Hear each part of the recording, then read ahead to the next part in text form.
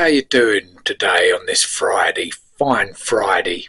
I've done a poem for you. It's another story one. It's another story rhyme, and it's just revisiting a video I've done years ago called "The Beer and the Weed Tribe," and I've called this one "Two Tribes Revisited." Are you sitting comfortably? Then I shall begin. A long, long time ago, there were two thriving tribes. They lived in abundance and good vibes. One tribe lived on the plains. They grew herbs for brewing beer, much like the Danes.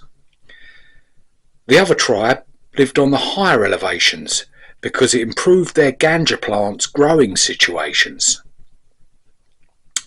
And the ganja farmer liked a beer, and the brewer liked a toke. And they both thought each other a top bloke.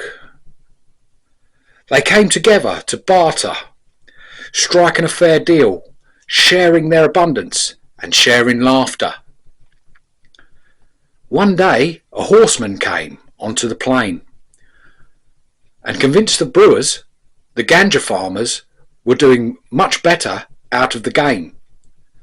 The brewers never considered, whilst their beer took time to brew, the ganja farmer's crop had to be tended to while it grew.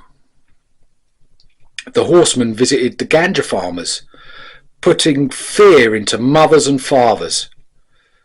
He convinced them the brewers were working against them, and only their wise horseman could protect them or defend them. I've got a few pages to get through it. Bear with us.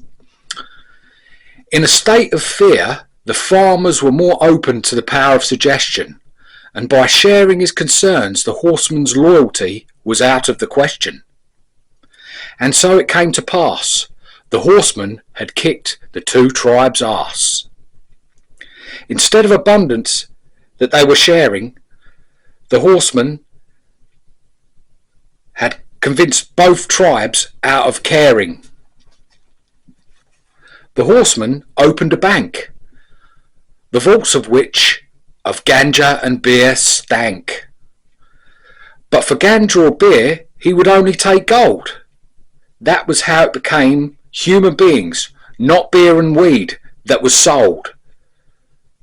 The two tribes ended up working in the mines, lamenting the times, and never again to recognise that fear blinds. And when for supply the miners wanted assurance, the banker sold them insurance. And when the banker's supply ran short,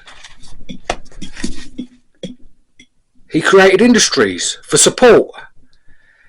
And when the miners tried to remedy the situation, the banker created government, taxation and corporation to cover his arse for his bastardisation. Hope you enjoyed. Have a lovely weekend. Paula and Kitty are doing a ladies' night on Rumble tonight, so I'll see you there. Take care. See you soon. Bye now.